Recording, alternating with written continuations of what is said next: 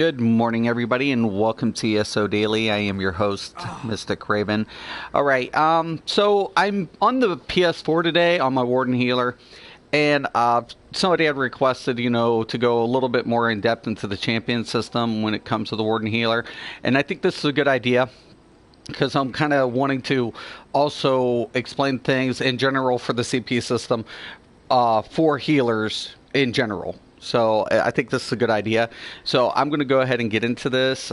So I am on my Warden Healer, and we'll just go straight into the CP system. Then I'll reallocate a couple points, show you guys how this really adversely affects your role as a healer. All right, so let me go ahead and get into this. Okay, so I'm going to go into my champion system. And we're always going to start off with the Apprentice because the major focal point here for us becomes Blessed, right? Because this is where we draw from our base healing. This is affecting our base heals considerably. So we're going to put 14% into Blessed. Now, a lot of times, a lot of people are going to question, why aren't we going 15? We can go 15, but why don't we? Because if you guys look down below, I have 75 points. To get the extra 1%, I have to put 25 points into that, right? So I'm not going to commit, but let's say I take away from spell erosion just enough points to whatever. All right, so I'm going to go ahead now. As you guys can see, that drops my spell erosion, right? I'm just going to put it down to 1,283. Okay, this is kind of relevant here because now I can get that, right? I can go up to 15. That's fine, but I'm dropping my erosion. Now, a lot of people are going to be like, well, why would you need Spell Pen as a healer? Well, majority of the times you don't deal damage as a healer. This is true. But you're doing Resto Staff damage, right? That's drawing, right? So when you do a heavy attack, a percentage of your heavy attack heals. So the more damage you're dealing with the Resto Staff, the more it's healing for. So that's why I put those points into my erosion, because I want to go ahead and deal some damage. Now, in light armor passive, I'm getting 4,884 towards my penetration.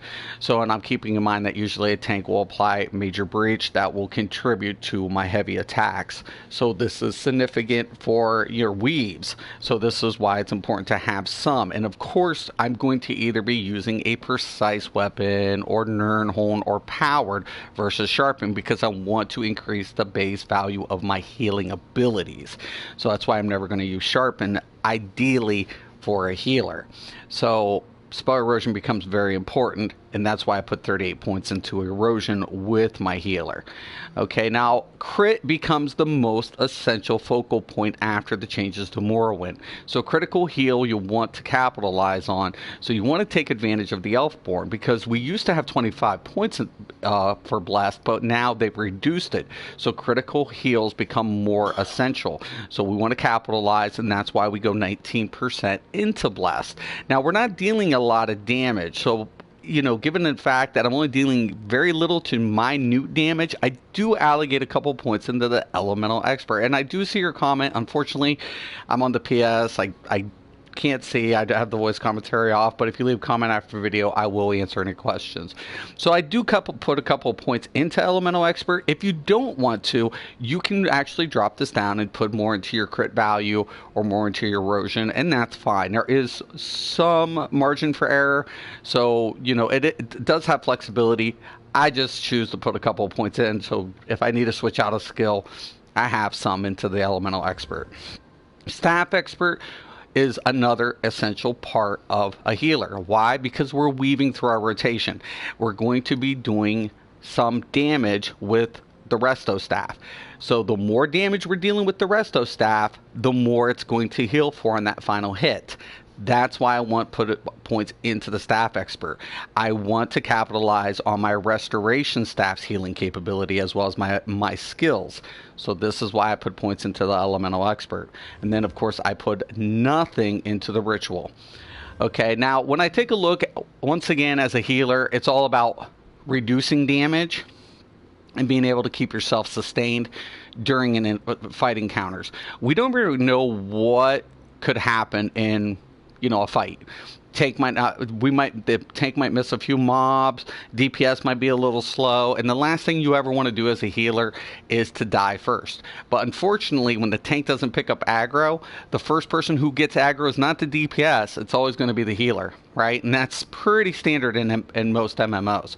So the major thing you always want to do is keep survivability at a high priority besides healing. So Ironclad becomes a very good focal point here for any role, not just healers, because it reduces the amount of damage, direct damage done to you. So it's always a plus to have the points into Ironclad.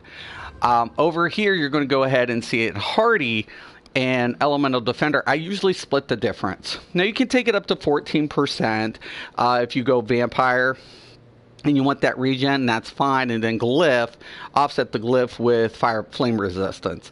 And I do that on a couple of my builds, so that's fine. But usually I'll split the difference between the two if I'm going to use mitigating effects, and that's what I'm going to get into next.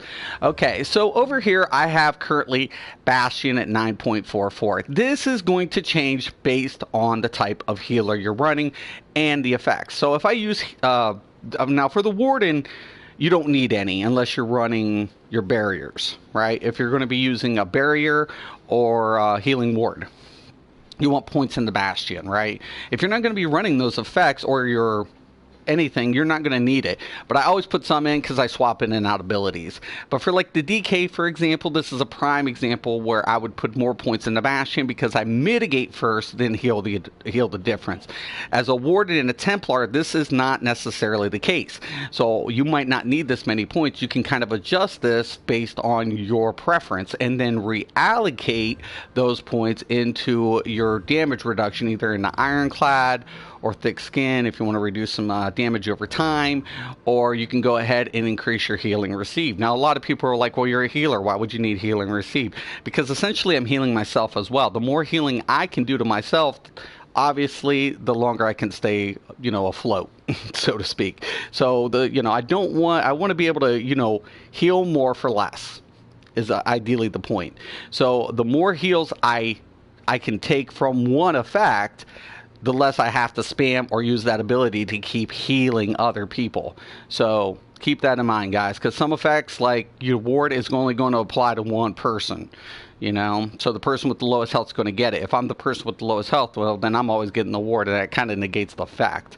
So I want to be able to, utilize some points in a quick recovery. I usually use 7.5 as a primary base, but like I said, on Bastion, I go ahead and I adjust this accordingly, and on the DK I usually take this down to about 6 something, and I pump up Bastion well up higher for the DK healer. But for Nightblade, Sorks, and every other healer, or Sorks I actually keep high too, but not as high, but Bastion for Wardens and Templars, that's a personal call depending on your preference, okay? Because we have nothing in the Warrior that contributes to our healing effects, just our mitigating effects. Okay, now breaks. I can't stress enough about how you're always going to get a CC somewhere, somehow, in a mechanic. So breaks to me is very, very essential. I go 22 points, 9.83, and I usually kind of adjust this depending on circumstances, but I usually like to stay up to about 10% on the reduction cost for breaks. It just comes in handy, especially when you're a Magicka user and a healer, because you don't want to get CC'd and not be able to break, and being the fact that we have low-end stamina, we want to reduce that cost tremendously as much as possible. Arcanist, once again, it's the same kind of rule applies. We can take this up to 15, but what ends up happening here is if we go, we're spending another 25 points for 1%. This pulls away from Tenacity. Tenacity is going to contribute our Magicka return on our fully charged heavy attacks because we're going to be weaving, and once again, the Restoration Staff goes ahead and heals a percentage of the damage of the final hit. So why not capitalize on trying to draw more Magicka return off of that weave? That's why you want to take Tenacity up. You want to capitalize off that. And those 25 points are adding to that rather than taking away. Now here becomes a dumb question. people are always like, you have 11.54 into health recovery. Once again, I'm a healer. I don't want to die first. So health recovery becomes as important as healing. The faster I'm recovering my health, the less I need healed. So as a healer, I want to go ahead.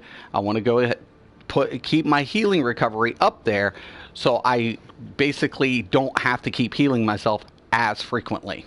So, you know, once again, I play to the back. My health recovery is high. My focal point becomes my team more than myself. And that's why I really want, like, some points into health recovery.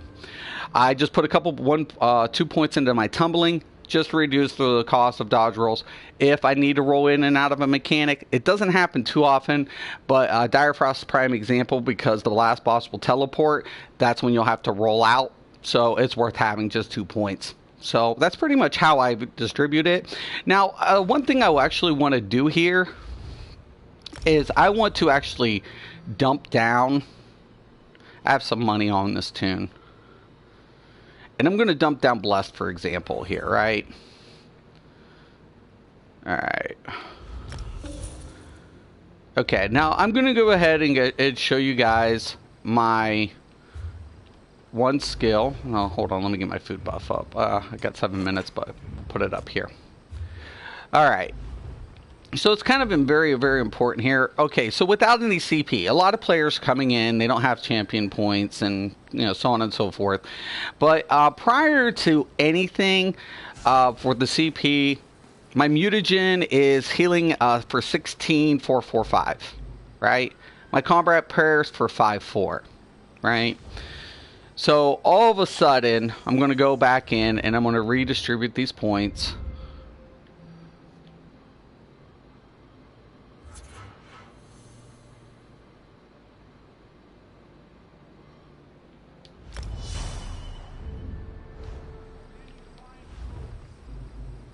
Okay, now you see the increase, significant, you know. So, and then of course right here, almost 2,000. This is why Blessed becomes the main focal point for your heals, right? It becomes essentially the biggest important aspect as a healer. And if you're a first-time healer, that's where you want to focus your points at as a healer when you're earning champion points. Let everything offset and then just put in every other tree as you scale up. But Blessed becomes your main focal point as a healer. Hands down, that is one of the most, and then of course damage reduction in your red and return and recovery on your green. So this is very important, guys, that you guys focus in on Blessed if you're a new to the game or new to healing. All right, pretty much that's about it. Only thing I would also talk about real quick here is the Munduses. So let's say you're a new healer too and you're running a crafted set and you kind of want to have a DPS and you want to kind of go offset. And let's say, for example, you're running Julianus, which is a great crit set, right? And your crit value, once you get, let's say you run Julianus with Precise, your crit value is going to increase, you know, a lot, right? When you hit around 50% crit, and say if I was running Julianus and Precise, I wouldn't want the Thief. I'd want to go with the Ritual. Right, the Ritual is going to basically make up for the max magical loss. That's important, guys, because when I take a look at my sets here, I'm running Spell Power Cure and Necropotence. Now, my Necropotence gives me 4,000 magica when I have the pet active. So when I call the Betty Netch, right, I'm going to go ahead and get that increase to my max magica. That's going to increase my heals significantly. So now I'm healing for 7,060.